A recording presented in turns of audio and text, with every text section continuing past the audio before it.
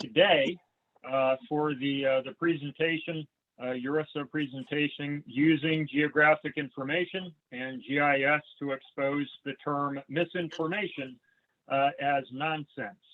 Before we get started with the presentation, wanted to turn it over to URISA Executive Director, Wendy Nelson, for a few quick announcements. Hi, everybody. It's great to see everyone virtually still, but we're very pleased to be hosting this event this afternoon. We have lots of stuff coming up. Hopefully many of you can come join us at GIS Pro 2021 in Baltimore. It's not until October, so it gives you a little time to get organized for that. And it's URISA's 59th annual conference. And I'd love to hear actually at some point during this presentation what Barry Wellar's first URISA conference was, when and where. Before we get to that, we also have our GIS Leadership Academy. We are going back to in-person events. We've got Portland, Oregon in a few weeks. We have St. Pete, Florida in November, and then again in December, we will be in Minneapolis, Minnesota, along with gobs of webinars and virtual workshops on the calendar. We're pleased you're here and looking forward to seeing you at lots more events over the next several months. All right, thank you, Wendy. So my name is Matt Garricky. I am not the presenter. I am the moderator and facilitation help for today's presentation. So what we will do is have the presentation. If there are questions that come up and you don't want to lose them, feel free to put them into chat, and we will cycle back to those at the end. If your question is more discussion in nature, we should have plenty of time at the end to discuss the different strains and rabbit trails this presentation takes us. So please keep yourself on mute during the presentation and turn off your camera to be respectful of the folks that have lower bandwidth than some of the rest of us, and so we can enjoy the presentation. But to get us started, our presenter today is URISA past president, Dr. Barry Wellar, who is a member of the GIS Hall of Fame and is received numerous awards from different organizations and entities for recognizing his contributions to GIS and public service, including the Order of Canada, URISA, the Association of American Geographers, the Canadian Association of Geographers, University of Ottawa, and a number of other organizations. And so we're quite pleased to have the presentation. Just as a reminder, if you would like a copy of the slides and would like to follow along on your own, those are posted and available on the URISA webinar website. So housekeeping out of the way, Dr. Wellar, it's all yours. Thank you very much. It's a pleasure to be here so far. So far, so good, as they say. Now, on this particular topic, I could almost start at the end. In particular, the slide dealing with statisticians, and the unfortunate circumstance that the word statistics is used millions of times per day. And I will come back to this when we get to the end, but the unfortunate part is the vast majority of people who use the term statistics have no idea what they're actually talking about. And my concern is that that term became so depreciated, so degraded, that it's almost unfortunate to call yourself a statistician. And my concern is that if misinformation gets sufficient traction, then people who are in the information field will also be degraded, depreciated, deep-sixed by a term which I describe as nonsense. So this is the nature of the presentation for today. Is I've done a batch of background work And I have established to my satisfaction, and there's a number of materials which have been published, which have not been contradicted, that misinformation is a problem. It is a pandemic and it is a problem. So I'm not going to go back over that because I've already established that to be the case. What we're going to talk about today is why it's a problem and how you fix it. As a case in point, for example, anybody who spends any time on social media realizes that 99.9% of the comments are rants, but they do not solve the problem. All they are at the end of the day is a batch of rants. So what I'm going to do is I'm going to go through this and see whether or not I can provide materials, ammunition, so to speak, so that somebody who is an information professional actually has materials at hand to deal with the use of the term misinformation, where it is complete and total nonsense, and you have to figure out how do you expose that. So let us go to the next slide. And all I did here is I provided a link for all the publications, and I can just skip through that, just letting you know they're there. This stuff is not coming from the ether. It has been on file for a considerable length of time, and every one of them invites contradictions. I'm a confirmation person, and establishing that there are no contradictions is part of the confirmation process. So let's go to the next one. What we have here are a selection of the reports that were actually used in this presentation, and a number of these reports are actually derivative reports from 2, 3, 4, 5, 10 previous reports. So that actually there is a building block approach which is taken to all of this work. And a couple of the major documents, which not as many people have read as I would think should, but in the top one, this is a 2012 conference paper celebrating 50 years of URISA. And you will see in here a number of materials are actually derived from that document. So what I do in these documents here is take you through the process of how I got to this presentation today. So on to the next one, Wendy. What we have here are the slides. And as somebody who writes a lot of papers, and I'm sure a number of you do as well, you look for a flow. If I had the time, what we would actually have would be a 19 by 19 matrix. And what you would establish is the connections between all of the slides. If a slide is not connected to multiple slides, then you have to say to yourself, why is it in there? So that in terms of establishing why information, and geographic information in particular, is a tremendous antidote to combat the pandemic of misinformation, this is the kind of material which I think allows you to do a tremendous number of things. So actually all of these slides are interconnected. You can actually make a relationship between each of the pairs of 19 slides, and you can probably do multiples of those. So these are the slides for the presentation. Let's go on to the next one. This is the second part of what we have, and just stop here for a second.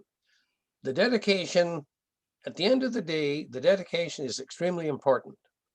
Just prior to the end of the day, there's a phrase, we must do our duty. And I will just preface that by saying, I'm a registered professional planner. I have obligations. I have $5 million in insurance, and I have standard of care and duty of care obligations. A geographic information system professional, in my opinion, has the same obligations, the same standard of care, and the same duty of care obligations. Yeah, Are we good? what was that? Garcia? Yeah. I mean, I was thinking of, Hello? Okay. We're good. We're good. Okay, we're back to it. So there's a duty part here, and you don't get a free ride as a professional. You have obligations. You should be liable to being sued. There's nothing like that to make you pay attention to detail. Okay, let's go on to the next one. I start off by saying that I have already established to the best of my ability that misinformation is a serious problem. And I'm going to try to explain why and how that is in the course of this presentation. This is a short list of reasons as to why you need to worry about the overuse of the misinformation term. And briefly put, and this is established in the previous presentations, the word, if you put misinformation in Google, combination of misinformation and disinformation, you should get about 60 million hits. What that means is that term appears on 60 million web pages. If it's on 60 million web pages, you can rest assured the term is used probably 60 million times a day, and it could be used 600 million times a day. And so the point is, this is a serious piece of business, and these are the reasons why you should be concerned. So I just laid out about a dozen bullet points, and you may very well come up with your own, and I would encourage you to think about them. If you go to the third bullet, false ideas travel faster than truths for a good reason. Truth is difficult. Truth is painful. It's difficult to achieve. Sometimes it's difficult to explain. False ideas are spread as we go down the list here. People who are disturbed, people who are nut bars, anybody can spread a false idea. And that turns out to be the essence of misinformation. It's a false idea. And the last bullet simply says, pandemics of false ideas are never a good thing. Based on what I have seen, I have yet to encounter a pandemic of false ideas, which is a good thing. And the trouble is, as I said, you get 60 million web pages and you have 600 million uses per day. This is trouble. On to the next one, Wendy. So I've given you the why. That's the why. The ways of knowing, if you are an information system professional, your bread and butter is in science. That is the essence of deriving information is science, not authority, not anatomical authority, not revelation, not intuition. And everyday experience is an interesting one because it refers to common sense. But it turns out common sense is actually very rare. In order for something to be commonsensical, it has to be shared among everybody. So common sense of one person is very unlikely to be the common sense of somebody else. So it's science, which is the essence of what it is we do. And the source for this discussion is, in fact, the Trump document. What I established with the research into Donald Trump and his ways of knowing is that there is perhaps one statement in 1,000 used by Donald Trump, which is actually based on science. 1 in 1,000, maybe. So this is serious business. So that's the focus of the ways of knowing that I'm going to actually talk about in this presentation. The other one I don't pay a whole lot of attention to here. That's already been dealt with. So we go on to the next one, ways of knowing. Into the this is a transform process that should be familiar to everybody who's here, and you should have seen it before. But the reason is we're doing a comparison between information and misinformation. And what you should be able to do if you are a misinformation person is every time I say information, you should be able to say misinformation if the word is not nonsense. If you can use misinformation as the real deal, you should be able to substitute it everywhere I use information, you use misinformation. So the question is, how would you derive geographic misinformation? Our work is based on geographic reality. We perform a transform to geographic data. We perform a batch of analysis and synthesis applications to generate geographic information. And then from that, we go to geographic knowledge, which involves theories, laws, etc. And the key for us is the transforms. How do you do it? That's the key. The how do you do it? So for misinformation, How would you do any of these transforms to derive a body of misinformation if it is not a nonsense term? You have to be able to go through this same form of process if it's to have credibility. So we go on to the next one, and you need to be able, it was too bad we didn't have a split screen because that one's very useful. This is geographic reality in images. And no doubt you have hundreds, thousands most likely, of the similar kinds of images. This is geographic reality as represented on, in effect, the face of the earth. Now, it might be a good point here just to recall, a good place to recall something. There are two universals which apply to everything and everybody on planet Earth. One of those is time. Everything exists at a point in time and over time. And what do you think the other one is? The other one's geography. Every single thing and person on this earth exists somewhere.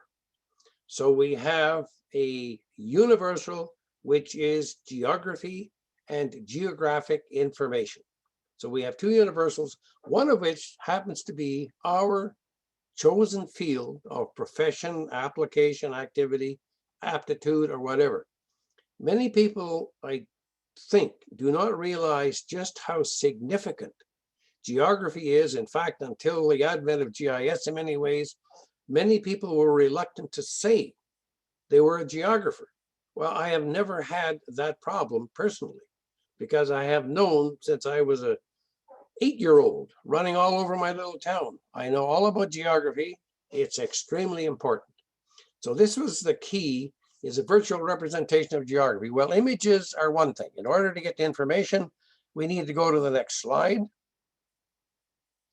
And the next slide is a list of about 100 geographic concepts. This is the transform process from geographic reality to geographic data. We don't collect geographic data or build geographic databases about nothing. We build it on the basis of concepts. And some of these, I picked 100, and there are others. And you may very well have your own. And I would invite people to take this really as a starting point as to the number of concepts which underlie what it is that we do in the geographic transform process. So again, we don't do geographic research just for the sake of doing geographic research. It's data-based, and these are the kinds of things about which we are concerned, and there could very well be 200. Okay, on to the next one. In order to do this, how do we do it? How do we go from the process of imaging geographic reality to transforming the reality into data, data and information, information to knowledge? Well, this is the imaging business. Sigma Xi is the Scientific Research Society. It's a national research society. I was a member of Sigma Xi in the United States. I was asked to give a presentation at the National Research Council in Canada, which would be the equivalent of your National Academy of Sciences. To get an invitation to go to this outfit, this is no mean feat. These, in effect, are the best of the scientific community in Canada and the United States. So you're talking about the National Science Foundation, the National Academy of Sciences. In Canada, it's the National Research Society. And this is dealing with people from the field of physics, mathematics, operations research, econometricians, the whole ball of wax. This was, for some of them, the first serious exposure to what geographic research is all about. And I must say the reaction to that, probably immodest, but it was a standing ovation. They just had not heard about it. And part of the problem is geographers as a group really, in many ways, were not prepared to run with the big dogs. A bit shy, a bit modest, a bit intimidated, a bit uncertain. Well, those limitations did not apply to me. If you're going to run with the big dogs, you got to mingle with the big dogs, and they were them. So that was a presentation up to 2008. Well, the question is, what was I going to do after 2008? Who could I get? who would show us what's happening in the capacity to transform reality to data to information to knowledge. So we'll go to the next slide. Now, this is a guy that probably very few of you have ever heard of him. He's a very nice fellow, very, very busy. His name is Jack Dangermond, and he may ring a bell with a few of you. But for the 2021 Esri Federal GIS Conference, he gave a virtual presentation from the Esri shop in Redlands, and he has in there a tremendous number of slides which demonstrate in a marvelous way the technology, in effect, the latest and greatest, the best of the best in technology. Now, the key to all of this is for all of us to remember that the technology does not exist for the sake of technology or anything else. The reason the technology is there is for information. That's what we use it for, is to advance the quality and the quantity and the timeliness and the credibility of information. So the materials provided in Jack's presentation give us a tremendous idea of how we have advanced in the technology which is used in the information field. And you see, this is where people in this field are handed a tremendous gift, which is the gift of technology, but you have an obligation that goes with that.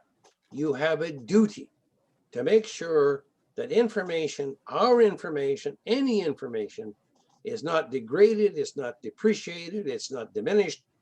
People don't abuse it by casting about nonsense notions about misinformation. Because can you imagine the shame that should fall upon us if after all this work, more credibility is given by the president of your country, the prime minister of ours, your Senate, our Senate, your House of Representatives, our House of Commons, if they had higher regard for misinformation than they did for information. So it's our job to take, in effect, the technology which is provided for us and to ensure the information that we possess and that we generate rather is the best. But it is not diminished by people who babble about misinformation. So we have a duty here. So we go on to the next one. Now, how we go from data to information. Like in the first exercise, there are really three basic things that we do in science.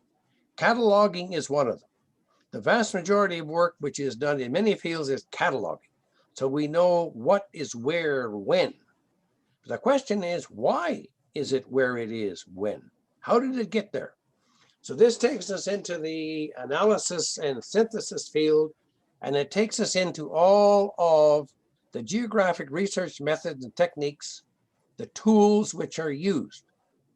Now, if somebody's giving you a hard time about misinformation, you should be able to say, well, look, these are the kinds of things that I use in my research to generate information.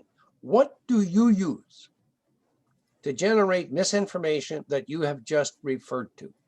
You have talked about misinformation. Okay, you tell me, what are the geographic research methods and techniques which you use to transform spatial data into spatial misinformation? How do you do that? I think what you're going to get is the old Jackie Gleason humma, humma, humma chorus, because there's no way. On the evidence, absolutely no way. So these demonstrate why geographers should in fact hold their heads very high. This is not a trivial profession. This is legitimately a profession simply because of what we do, why we do it, how we do it. And you can use, in my experience, any of these kinds of techniques if you're going to make an argument, certainly in Canada, as an expert witness. I've never met a judge or a hearing panel leader who wouldn't say, whoa, you are going to talk to me about proximity analysis. That's why they pay you the big bucks. That's why you're here. I am the trier of fact. And if somebody knows about proximity analysis, I want to hear from you. So this is again establishing our credentials. We are not a Mickey Mouse outfit. And the question is, are those who talk about misinformation Mickey Mouse outfits? Bearing in mind 60 million web pages. This is not chicken feed. This is a pandemic, and it's a serious one, and it has a considerable amount of traction. So let's go on to the next one. Okay. Some people may say, well, if you don't call it misinformation, if it's a nonsense term, and it is, it's a complete nonsense term, what is it? Well, I've provided now, and again, I am no wordsmith. I am not an expert in language, and I don't pass myself off as one. Probably somebody in library science is way better. But what I did was I went through in one of my previous papers, a report on going through hundreds and hundreds of articles. They may have been in accredited media. They may have been in social media. They may have been in government documents, releases by politicians. And the question is, what were they actually saying when they used the term misinformation? What was it? What were they claiming the other person was doing? These are a batch of the terms that come up. Some of them may not be familiar to the younger people, but one of them made popular by a man. He's a little younger than I am, but he's been around. In the third column, entry number 6. I assume many of you will recognize who used that term. Dare we say his name? Yes, we will. And Joe Biden used the term malarkey. Well, Joe's younger than I am, but I also heard that term when I was a kid. And it turns out, 75, 80 years later, we still see a lot of malarkey. And Joe Biden is correct. Many of the claims made by a certain individual were complete and total malarkey. Now, we also have a batch of others. Down at the end is a whopper. You see, wasn't misinformation because it had absolutely nothing to do with information. It's a whopper. So I listed a batch of these over on the left, bottom left. It's an error. It's duplicity. It's drivel. Now, again, some of you may be in polite company and you can't use these terms. But one of the benefits, and this may come as a surprise to you, but one of the benefits as being named a member of the Order of Canada is you can actually say these things. This becomes reasonable. If I was probably just an ordinary professor, I would have trouble saying that, that's just a complete lie. As a member of the Order of Canada, that's one of the few cachets that come with us. You say, no, that's a lie. That's fraud. That's complete fraud. And so that's one of the real benefits of being named to the Order of Canada. Just don't tell the Governor General that I said that. So here are the terms that I say are more appropriate and perfectly useful. You misreport. Don't say something is misinformation. A person in the information field should never use the term misinformation because you're giving it credibility. It has nothing to do with it. You need to develop this kind of language that serves your purpose without getting you in trouble, but it makes it clear it's not misinformation. It has absolutely nothing to do with it. It's a falsehood. It's fakery. It's an exaggeration. Okay, so let's go on to the next one now that we're working on our language. Oh, by the way, I use this as, I like to refer to that as faux information. So again, I'm comparing information that is our bread and butter, so to speak. It's our lifeline. It's our core concept. And we're comparing it to misinformation. I can see this thing coming down at the bottom. I don't know what it is. Maybe somebody is transmitting this as we go along. What I'm saying here is, this is a summary of our research tools. And I would suggest to you that the 4 bullets that are presented here are the kind of thing that every geographic information system professional should have. I don't know where people don't put things in their wallets anymore, do they? No. So they should be on your phones, that every time you open it, this is what comes up. It's a reminder of who you are, what you do, why you do it, and how you do it. So these are, in effect, I would say some of the essences of what it is to become a geographic information system professional. And the counter is if somebody uses the term misinformation, there is nothing more real than geographic reality. Geographic reality and time. Those are the two universals that in effect govern the universe. You should be able to ask that person, okay, here's what I work with. What do you work with? How do you derive misinformation, bearing in mind, if it comes from the ether, it's probably back on that list I gave you about poppycock, nonsense, balderdash. If it doesn't come from the ether, you have to be able to put up this kind of argument to establish your credibility.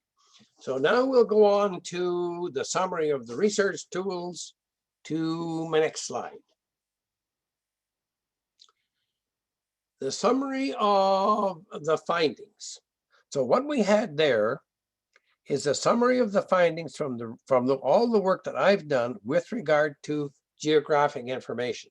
The question is, if you tried to find, you develop your own algorithm, whatever it is, however you do it, for a Google search. Now, Google has a lot of problems with it. Let's be clear. I mean, Google produces just about anything about everything if it appears on a web page, which can be a recipe for wasting a hell of a lot of time. But one of the things that you should look at in all the work that we do, whether it's in government, academia, business, non-government organizations, society at large, confirmable credibility. I mean, the world is so full of baloney, but that's not us. What we're talking about is confirmable credibility. As an expert witness, I have to do that all the time. And when I'm preparing material for my lawyer to go after the expert witness on the other side, this is one of the things that you have to be able to establish is confirmable credibility of what you're saying, why you're saying it, how you derived what it is that you're saying. So from the confirmable credibility aspect, misinformation has none. It's completely zero. And I have asked repeatedly for somebody to provide me evidence au contraire, in effect, contrary evidence, so to speak. So what it is based on false ideas, to take you back to the start, a third or fourth slide in. It is the stuff of myth, and nobody has been able to turn this pig's ear into a silk purse by constructing any kind of artifact that does the job for you. So that is where I'm trying to get established that we're in a position where geographers above every other group is in position to provide an antidote to the term misinformation, because we are one of two universal realities, time being the other one, geography is the one that's ours. So because it's ours, we have a duty to do better, and that's to make sure this information doesn't get any traction. Okay, on to the next one. Further evidence that geographic information is the real deal and geographic misinformation is nonsense. We have millions of GIS related capabilities and installations around the world. There doesn't appear to be a single one that has anything whatsoever to do with misinformation. And how do we know that this is a nonsense term? Well, follow the money. If there was any money to be made in using misinformation for any reason whatsoever related to geography, you can rest assured that our good friend Jack Dangerman would have found out where the money is and he would have gone after it. If there's any money there, maybe it's Bezos or a Monk. Maybe these guys will invest in it rather than flying off into space, but I doubt it. I think the point we've made here is there is no comparable geographic misinformation systems. There's no misinformation science. There's no misinformation technology. Why that word reaches 60 million web pages and who knows, 500 mentions a day? This is not good.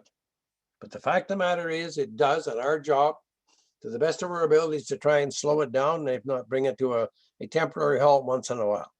Okay, so on to the next one.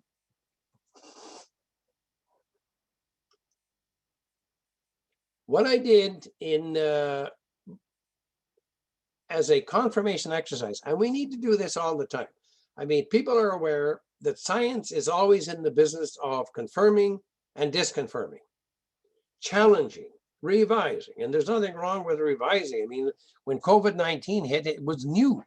We really didn't know much about it. So that somebody said, well, the science wasn't perfect the first time. Well, of course it isn't. I mean, what kind of a moron would think that it should be? It does its best to move along doing two things, which in fact also define science. The essence of science is to add to knowledge. And the second part is add to ways and means of continuing to add to knowledge. And that is what we have done in the field of GIS science and technology, is we have added to knowledge in many ways, and we have worked at continuing to add to knowledge in many ways. When I did the 2015-2016 retrospective, I went through that and I said, okay, when did anybody ever mention geographic misinformation since we started with the Autocardo 6 conference in 1983? I covered an awful lot of territory in doing the retrospective work on a project funded by Esri, and we went out there for the wrap-up presentation. There's no misinformation in any of the literature that I read over the course of all of those years. So what happened is misinformation became a concoction, and it served particular purposes. And many of them I would regard as not nice, underhanded, etc. I don't want to get too heavily into that because it's a bit of a red herring in a way to pursue that particular angle because of why it came up. But the fact of the matter is it's there and it's out there. And part of our challenge is to deal with it. So going back to saying I could not find anything to disconfirm what it is that I said, I believe it's fair to say that that confirms that misinformation is nonsense because you cannot find a counter argument. Okay, on to the next one.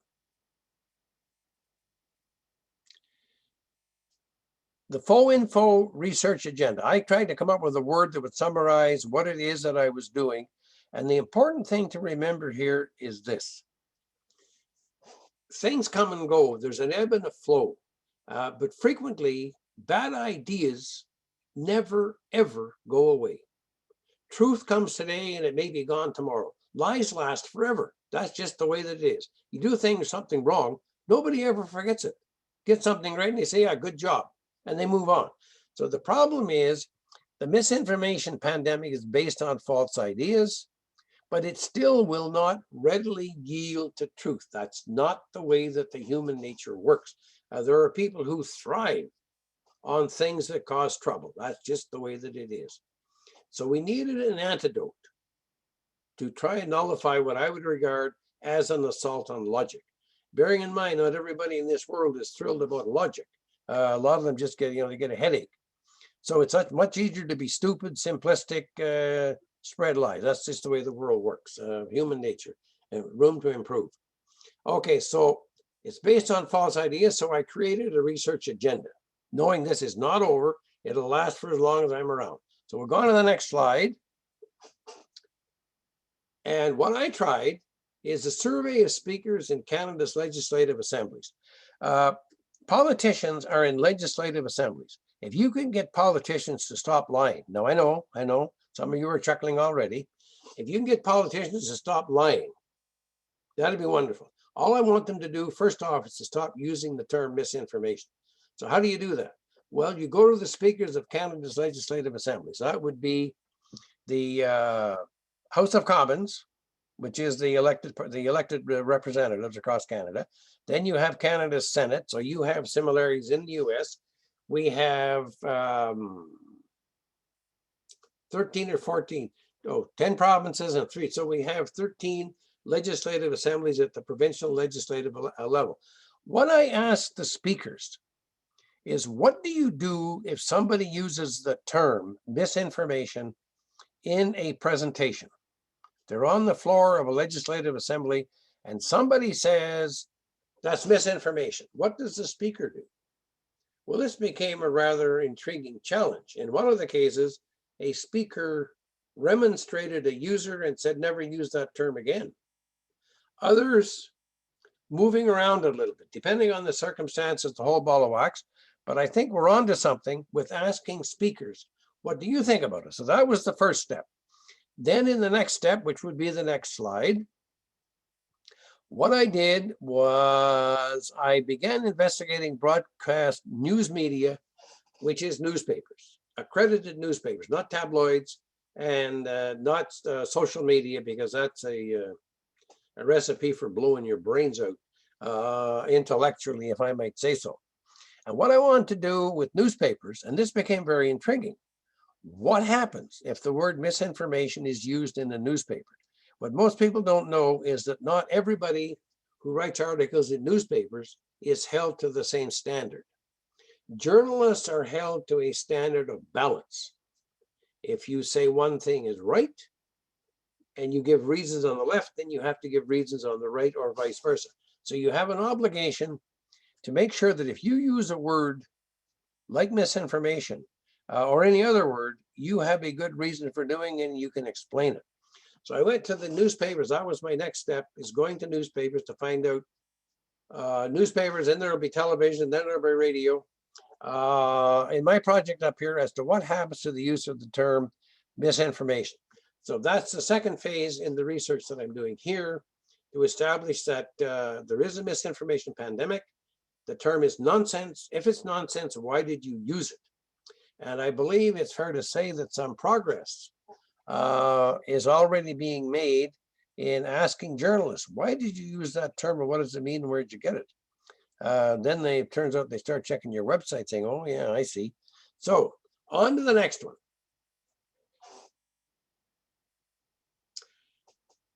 What happens if you say, oh, what the hell?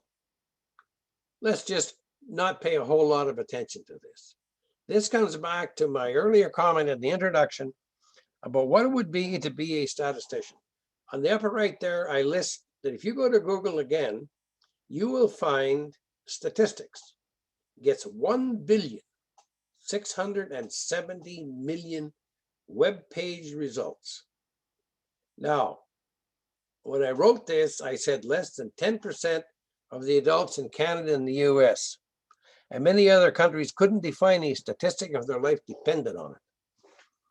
I was very generous. I didn't want to cause any trouble or be impolite.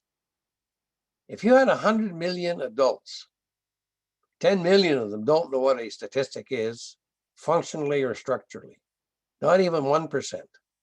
If it's 1/10 of 1%, I would be amazed. But you know, the word statistic is used an incredible number of times, but it actually means virtually nothing. It's a measure in the case of most people. If there's no sample, it's not a statistic. Statistic term only applies to a sample. The sample should enable you to generalize to a population. And a statistic is to a sample what a parameter is to a population.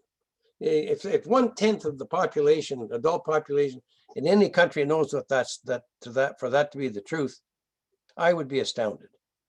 So statistics, which was an extremely noble profession, extremely noble, has now in many ways become meaningless gobbledygook. Doesn't mean anything. So here we are on the one, as I say, we're talking about 5G technology, and most people don't even know what a statistic is, but it's used millions and millions of times a day. So my concern is information could suffer the same effect if it turns out that a nonsense term like misinformation achieves a considerable amount of traction. So that's the nature of my worry. And what I did here was to try and make the argument as to why and how Geographic Information System professionals need to address this head on, which takes me to my next slide, and we're almost done. My next slide is this. What I proposed here is that there is a matter of duty. We are labeled Geographic Information System professionals. As I said, I'm a professional planner. If I was also a professional engineer, a professional anything, I have duties. So you cannot take the term misinformation casually. It seems to me we have to it's our job to champion it, champion the use of information, and we have to champion the argument against it. Because if we don't, who's going to do it? We are the only ones, or one of the few groups, which really understand what information is and the downside of dealing with something like misinformation and letting that pandemic more or less depreciate, degrade, deep six, what it is that we actually stand for. So this is the duty part. I probably could have started with that. Maybe the next time I do it, I will start with the duty part, just to make clear that this is serious business that I'm talking about. And I'm sure that you, many of you will share that view. And I hope by the time this is all over that you all do. And I think I have one last slide. This was a good opportunity to meet for me after more than 50 years of involvement with URISA to dedicate a presentation. I think probably this is one of the more significant presentations that I've had the opportunity to present, because it seemed to me that we rolled along, we did very well for a number of years, and then you have no idea where threats are going to come from. As a case in point, climate change, a very popular topic. Well, I did the Doomsday Map presentation at a GIS LIS conference in 1990 as the URISA representative to that meeting. So here it is now in 2021. There are maps all over the place, images all over the place. And in effect, what they are is updates of the Doomsday Map that was given more than 30 years ago. If people had paid attention 30 years ago, things might be a lot different today, but they didn't. Well, URISA has done a tremendous amount of fantastic work over the course of its getting on to 60 years next year of conferences. So this was a great way for me to say thank you to URISA and to say thank you for attending the presentation. Thank you very much.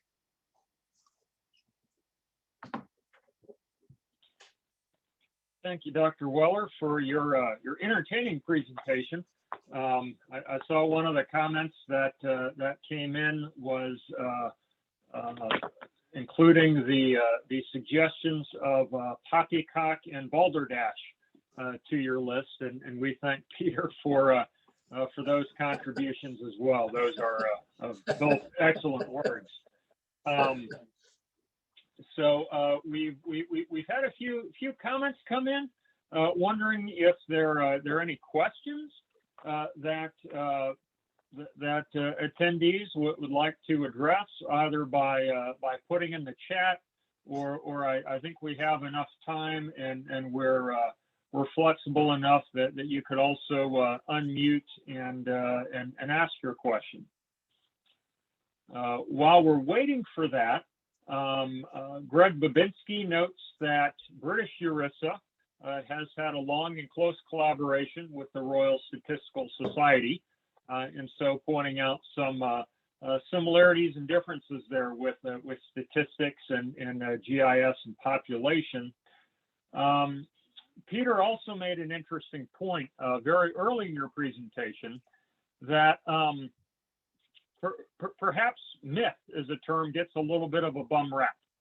It's kind of thought of today more of as a false idea, but he references the Iliad and the Odyssey, where a myth may be a foundational story of a people or a culture or a group, which is something interesting to think about and ponder. So we have our first question, again from Greg Babinski.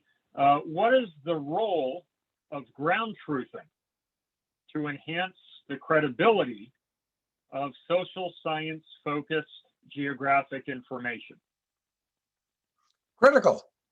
Absolutely critical. I mean, the key is, I started doing, well, I can give you a quick story actually, about ground truthing. In 1967 or 1968, when I was doing remote sensing work for the U.S. Geological Survey and NASA.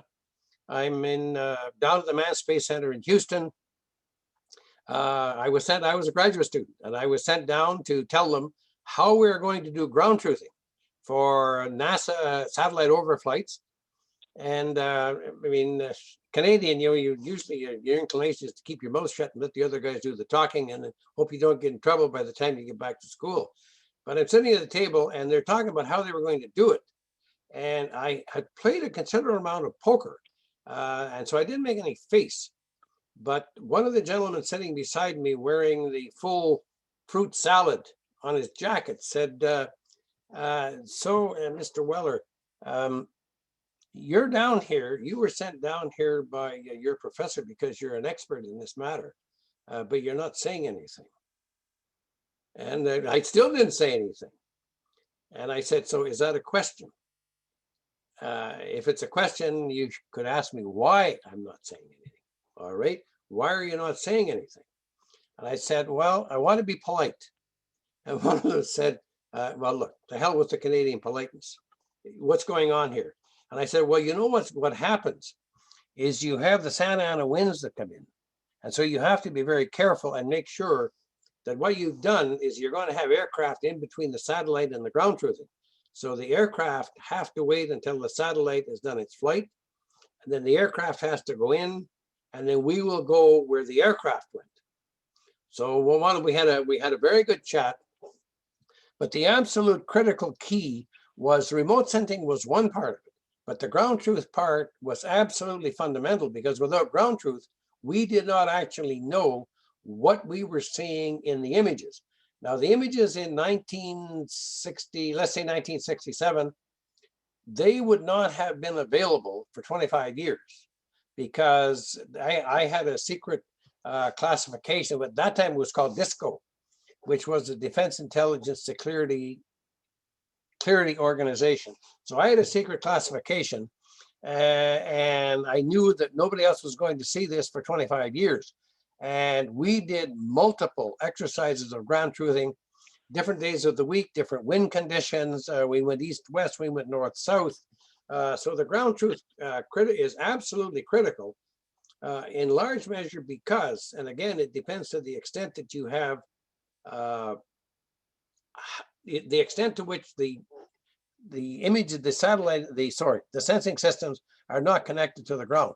But now the changes in technology of ground truthing are absolutely astounding, because back then ground truthing actually meant walking around and checking the ground. I'm sure now the ground truthing is probably quite different than it used to be. But nevertheless, that is a critical aspect for the credibility component. And as a matter of fact, that's a very good point to raise. How would you have geographic ground truthing data? So there's always the key is that I'm doing a comparative. And so anytime somebody uses misinformation, I tell you, this is how I would generate information. How would you deconstruct my argument and go backwards? And so this is how we would really illustrate the significance of information and our processes versus misinformation and their processes. So that's a really good point to make, and it actually feeds into several of our next questions that have come in. Peter raises the question: so where does error come into this? You know, sometimes mistakes can happen if you have a bad model or a bad parameter in your model. You can turn good data into bad information. But you don't get shot. The key is you don't get shot. It happens. I mean, this happens all the time. I mean, and the point is, you're going to get some errors. Life, in fact, is full of errors. If it wasn't, it'd be boring as hell. So the key is errors get made, and the question is, what are you going to do about it? I mean, it happens, and we know, for example, let's say you pick a. Well, I'm into this kind of stuff all the time with, for example, planning studies, transportation studies in the city of Ottawa. And I'll just give you an illustration of where it happens. I'm going to the store and I drive down the street and I'm looking and I see a cable. So what they're doing is they're doing a traffic count. I look at where the cable is and I say, what the hell were these guys thinking? So I send an email to the city of Ottawa and I say, by the way, whoever put this cable down, did the person, what's the cable there for? They say, well, we want to check the volume and speeds. Ah, okay. You put the cable where vehicles are decelerating. That's not operating speed. You put it too close to the intersection. And you're putting it in an area where they're accelerating. So they haven't hit full operating speed either. So you put the cable in the wrong place. Well, did I get paid for that advice? No, didn't get paid. What they did was they said, oh, we made a mistake. We'll move the cable. So errors happen throughout almost all aspects of life. There's in many ways not a particular big deal to be made about. I mean, you can't go into a panic. Every time errors get made, they get made all the time. So science is not perfect either. I mean, nobody's making any claims that science is perfect. You change a variable. Well, this variable gives you a higher degree of confidence than the previous one did. So I mean, we're all unhappy about errors, but then again, we would put it in context. And this may disturb you, but I'll give you a context. Right now, I'm after the government of Canada for records on genocide. That's serious business. This is bad business, where you have hundreds of children taken from home, ages 4, 5, and 6 years of age, and put in residential schools. So I would put that kind of issue in context with an error made in a geographic information system, or any kind of error of that sort, where there's a small data error and you have massive policy errors, or they're not, but it was a genocide error. I mean, if you're going to call it that. So errors happen. I'm learning that I can live with them probably a little more as I get older. I'm not happy about it, but I can live with it. Of course, everybody wishes there weren't any errors, but there are. I mean, anybody watch a baseball game lately? You got errors. Yeah. So our next question comes from Lori Williams. She, like probably many of us, attended part of the Jack's Esri user conference last week. And Lori saw a presentation by Jim Fallows, who implored geographers to not let our work, especially in regard to story maps, go the way of social media and down the rabbit hole of misinformation and opinions, tying to the earlier part of your talk. Her question is, are new types of geographic products, like story maps and web maps and these sorts of things, more susceptible to misinformation than old-time static maps and such? Well, I understand the question. I mean, I go on social media in large measure for entertainment. I mean, it's just 99.999% claptrap. But there's massive entertainment. And I've got to tell you, some of these people are incredibly talented. I mean, this is incredible talent. So what's happened is back in the day, it was very, very difficult to manipulate data, numerics, text, or graphics, and much more difficult. Now anything can be manipulated.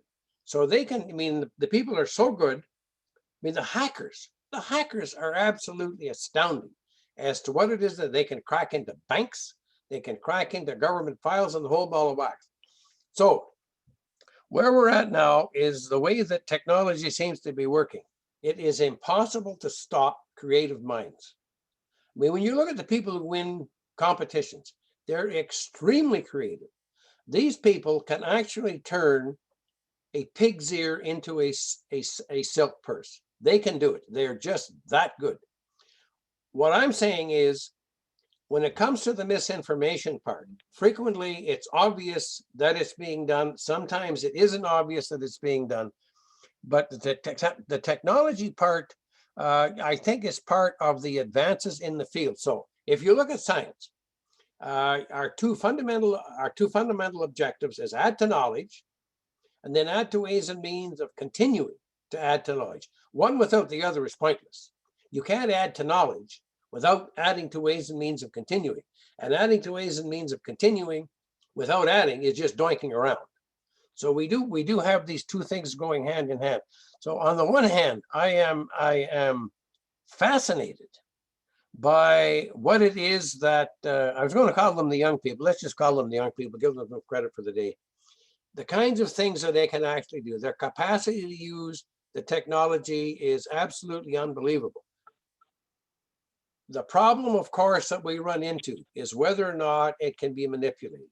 And anybody, a smart person, can manipulate statistics. As an expert witness, I do that all the time, but I do it with integrity. There are others who manipulate statistics and they don't do it with integrity.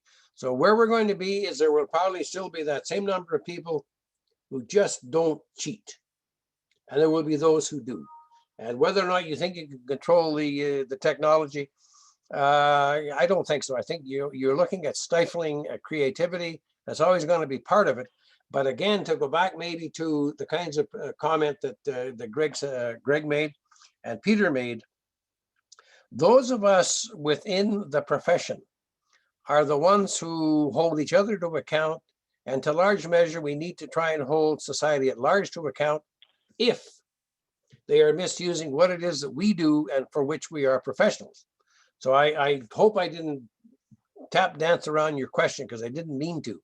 But it's a very ticklish question. The answer is not so ticklish. So quite a few questions are and answers to them are a little bit ticklish. A question of mine that comes to mind is that URISA seeks to support all GIS professionals, no matter where they're at in their career and their journey. And we have a great group of our young professionals in URISA's Vanguard Cabinet that supports the URISA mentoring program and matching up more experienced practitioners with younger practitioners and building relationships to help navigate the proverbial landmines of the profession. And I'd suggest that you've done a good job of raising an issue of one of these landmines, where we see the problem of misinformation, and similar to many other ethical and moral challenges, we may find ourselves in situations where we know it's not right. We know it's balderdash or gobbledygook or one of those other very fun words, but it can create challenges of what to do with it or how to address it in the workplace. So if you were approached by a young professional recently in a school that was working on a job or for a contract where they were encountering what they felt was misinformation, and it was being used with spatial data or statistics where it wasn't being done with integrity, where it wasn't perhaps telling the story of the reality of space and time, what advice would you give to them about how to approach their supervisor or the person that hired them on this contract to try to point out the differences between misinformation and the obligations that we have as professionals? That's a super question, and probably everybody should have a hard look at it. What I would suggest right off the bat, and again, I knew when I went into the government of Canada, I knew I was not making a career out of it. So I absolutely never lied once, not a single time. I got into trouble with very often, where people were just unhappy. But I remember going once to one of the assistant deputy ministers, and he said, the minister, I just got a call from the minister's office, and what he said to me something like, that guy, he is a real son of a bitch, but he's really smart, isn't he? So I said, yeah, that's it. I'm going to be smart, but I don't think I'm a son of a bitch. What I told him is the project was lousy. It was wasting the taxpayers' money, and you cannot do that. And he said to me something like, well, you work for me. And I said, no, I don't. I work for the Canadian citizen. They pay my salary. You don't. I'm just here to give you advice, and I'm giving you the best advice that I can give you. That's what I'm paid for. And at that time, when I came back to Canada from the US, I had hired on, I used a little bargaining deal that said, I'm coming back, but only if I'm the highest paid statistician economist in the government of Canada. Well, that's like getting the Order of Canada when you're the highest paid and pretty much you're the boss. So I was kind of I wasn't a political boss, but nevertheless, he knew why I was hired. So for the young people, my advice to you, okay, let me just lay it out to you as best I can. I gave you a selection of papers at the front end, and I'll give you a quick anecdote. When I taught research methods courses for 30 years. We had a textbook, the meanest sucker of a textbook you could possibly imagine, written by a guy named Russell Ackoff. Russell Ackoff was an American. Russell was an operations research guy who wrote a book called The Design of Social Research, written from the perspective of an operations research guy. We refer to that book as Big Blue. The reason it was called Big Blue was everybody who read it was blue. You felt blue after reading that book. I read that book so many times, it was absolute. I absolutely loved the book. So in this case here, what I'm going to suggest to the young people is you need some guidance as to what you read. The GIS, the report that was written in 2012, which is the 50-year anniversary text, that is in my opinion, a super book. It tells you what the best of the best was of URISA for about 50 years. You are a professional, and I think professionals, as I said, have duties and obligations. So you don't have to be the heavy. What you say is you are doing what you are obliged to do as the professional. I have to tell you this is wrong. If I don't tell you, I am not doing my job. I am not satisfying my obligations.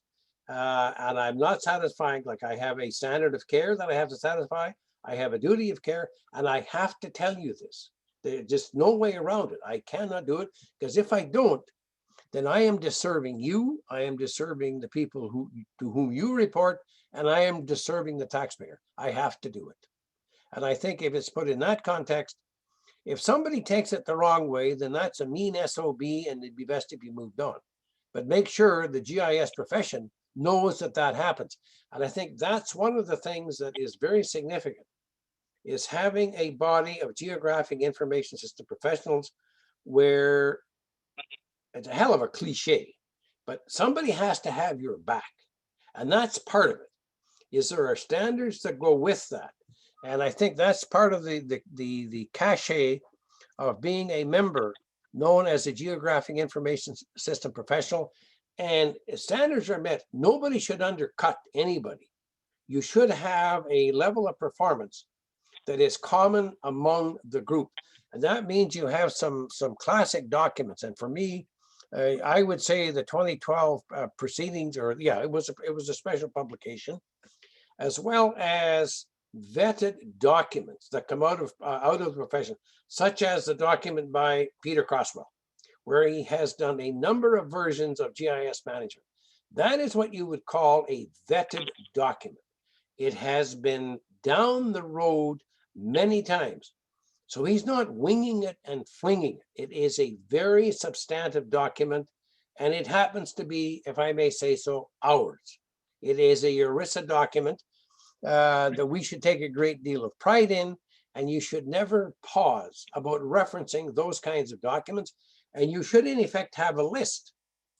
On your phone, you say, oh, by the way, I can pop up, I have a link to a publication that's dealing with what I'm talking about here. So maybe it turns out you got 50 of those. I mean, young people have got smart minds and they have smart devices. And you should be able to have a setup, a series of links, just as I had here, where I know where my material came from, and I know how much of it's original and how much of it is derivative. And so you have these kinds of links between the materials that you use and the person that you're talking to. So I would be, if I was a young person today with all of the kinds of techniques and the technologies which are available, I was just trying to think, how would a young person do an expert witness presentation, being as quick as they are and as capable as they are. The only downside is most of the judges are 70 years old and they might not like it. But there, that would be my take for the young person is above all, you have to be honest. If you're in a job where you can't be honest, I think I'd look for another job, because when you're dishonest, well, I don't know about being dishonest. I've never been dishonest. I'm just presuming that if you had to be dishonest, I don't think that would be a decent place to work. You'd have a lot of sleepless nights. All right. Well, thank you for that response. And Pete Croswell is on the webinar, and he added the comment that if you're building this list, the GIS CI code of ethics and codes from other organizations are probably should be on that list. Something to be read and understood and taken seriously by young professionals. His words. But speaking of Pete, he also provided a question for you, and I think this will be the question that we end on. So Pete writes, Barry, could you give a brief example of your expert witness work, a case in which you have applied real data and rigor to establish some fact to non-professionals? Okay. There was a case here in Ottawa. Well, I don't know how many I've done. I've done actually quite a bunch of them. I'm trying to figure out which one would be best. Well, anyway, this worked out quite well. I'm giving a presentation here in Ottawa. The lawyer he'd been doing this for about 30 years. And it was a person who fell in a part of the city whereby there were certain standards that had to be complied with to the city in terms of how it took care of sidewalks. And the person fell and suffered an absolutely horrendous injury. And so in any event, when you do an expert witness, you make your case, and then you're subject to cross-examination. So I make my presentation, I go through all the material, and the lawyer for the city of Ottawa, she says, she reads a statement, and she says, is this not correct? Oh, wait a minute, no, I'll do the other outside, it's better. Saskatchewan, oh, this was a good one, where you're dealing with the Queen's Council. And these are the top-end lawyers in Canada. You get a special political appointment to be designated a Queen's Counsel. So there was a girl, she was 4 years old, on her first, going to her first day of kindergarten, and she got hit at an intersection. And she was thrown into the windshield and over the top of the car, and she was rendered a quadriplegic at 4 years of age. So I get a call from I had gotten a call from a lawyer in Saskatchewan about work I had done on the Walking Security Index. And so I said, yeah, I'll take on the case. I was a professor at the University of Ottawa at the time, said I would take on the case. So anyway, I'm appearing at a case in Regina, Saskatchewan, with a judge who had been a Supreme Court, he was a Supreme Court judge. And he said to me, he said to the lawyer on the other side, okay, this is the first time I have ever had a geographer as a witness. I've always had engineers. This is the first time I have ever had a geographer. And so the Queen's Counsel says, so should this not disqualify him? And the judge says something like, did anybody ever tell you to hold your powder until you're asked a question? And I looked at my lawyer, his eyebrows are going up, and he thought, boy, the judge is in bad humor today. And the judge says, so the first time I've ever had a geographer, what makes you an expert witness? Now that's a question. That's a question should shock everybody. What makes you an expert? And so I said to him something like, well, Your Honor, exactly the same thing that makes you a judge. I am an expert in tracking back from cause to effect. That's what I do, and that's what you do. He said, yes, we have ourselves an expert witness. I was reading your CV, and I'd never seen a CV like this before. And I thought, this can't all be true. Well, I believe it is true. So anyway, that was my first encounter with a judge who really knew his stuff. Now, what I had done in this particular case was I tracked back to the number of incidents reported at the school in the vicinity. It really was one initial GIS type application as to where the incidents were all around the city. And it turned out this is next to an elementary school. And I said, okay, how many incidents were here? If you have just one, this next one could be happenstance. Then you got two. And I'm explaining with two incidents, you now have a vector. That's a directed line segment. What happens if I have three?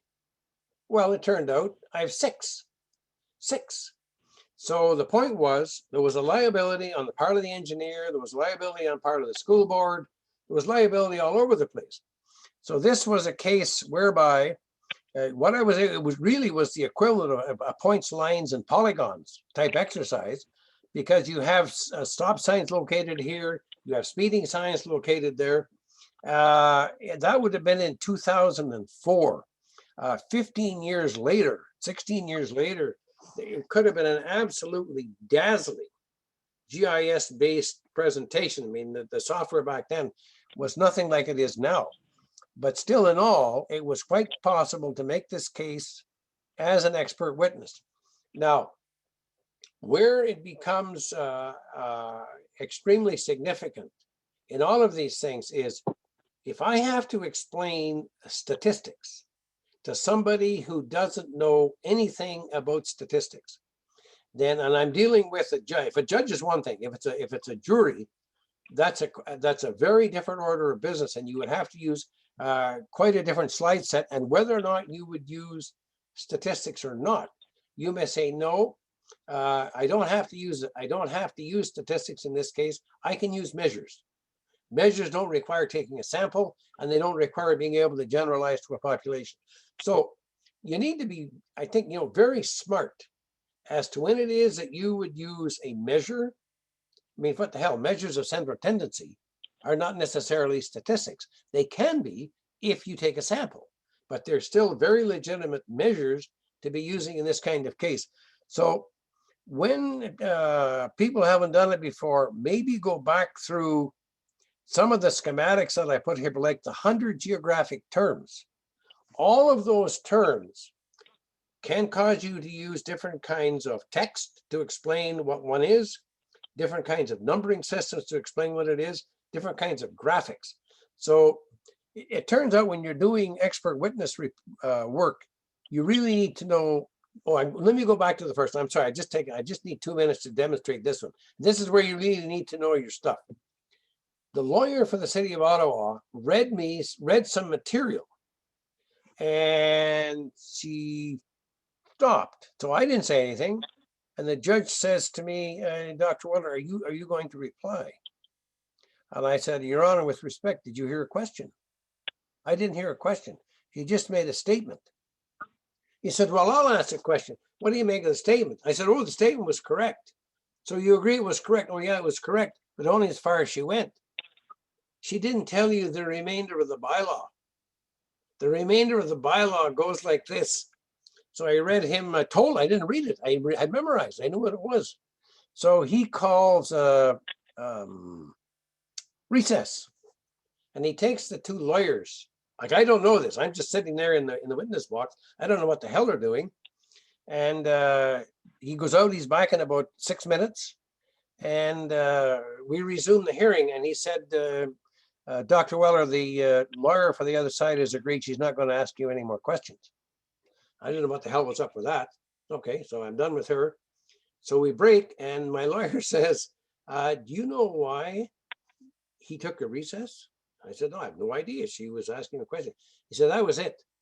He told her that you were making mincemeat out of her. Every time she asked a question, you gave her an answer that was more complicated than her question, and she didn't know what to do.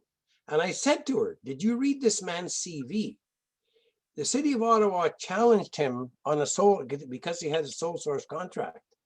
The city of Ottawa gave him the sole source contract. And why did you do it? It says right here, because he's the expert in the field.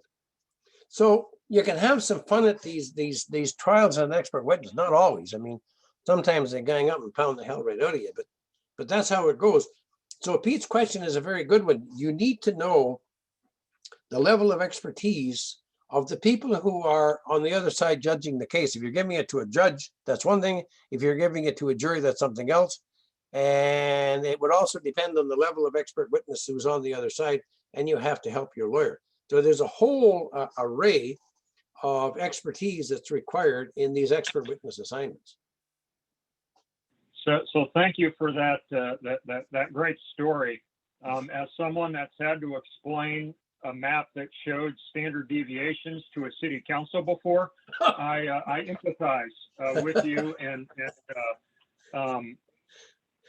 my learning point from that situation was always, if you're going to put it on a map, be able to explain it in words that anybody can understand. Right on. So by way of conclusion, I really feel that most URISA events, the mark of their success is how many other events you can spin off of what's been talked about and the questions that come up. And there are two in particular, I think from this gathering. Let's make it three. One would be the interest in being an expert witness. There are several GIS professionals. There are several geographers. One that comes to mind once gave me the advice of never take anything off your CV, because if you're going to serve as an expert witness, it has to be the whole thing. We might try to get a panel discussion going in the future about expert witness and how GIS and geography play into that. So that's one spinoff. Another spinoff that we may pursue, and please, if you're in attendance and you like these ideas or want to participate in these events, please reach out to Wendy or myself. We really find that the value of our professional education presentations come from the interest of members. But the second area is Greg Babinski has asked another really couple good questions that we really don't have time to get to, that kind of get into methods of using different data sets and the validity of different geospatial geoprocessing technology tools that we rely on in different platforms. Really good questions. We don't quite have time for today, but that's an area where we've had some other interests expressed, and so we'll try to organize something around that in the future going forward. The third area that our discussion today and really the presentation aligns with some other currents that we're tracking within URISA is that for the past couple years, there's been a group within the Professional Education Committee that's wanted to develop more presentations, more information, more content on GIS and ethics. And I think this ties in here because a lot of the stories that you shared have been how do we do our profession professionally, the same way that other professions expect their professionals to act. How do we do that with integrity? How do we carry forth and do our jobs in ways of doing that? And sometimes that's easy. Sometimes that's a little bit more challenging. And so I wanted to pull that thread in as well, because if you are interested in GIS and ethics and helping delve into that topic, develop material for other GIS professionals within URISA, please let us know. We do have folks that are interested in that, and we know that what we really try to do at professional education at URISA is take somebody's passion, take somebody's subject matter expertise, and enable it in as easy way as we can of being able to have you share that passion, share that expertise with other GIS folks, with the community, with other professionals. So if any of those topics or other topics are of a passion of interest to you that you'd like to contribute to URISA in the profession, maybe earn some GISP points while you're at it for service, please reach out to us and let us know. So thank you again, Dr. Wellar, for your wonderful presentation and the very engaging discussion. And we will catch up with everybody down the road. If not, GIS Pro or not at the Leadership Academy, maybe virtually through the panels and webinars and workshops we continue to have throughout the years. Thank you all. Thank you.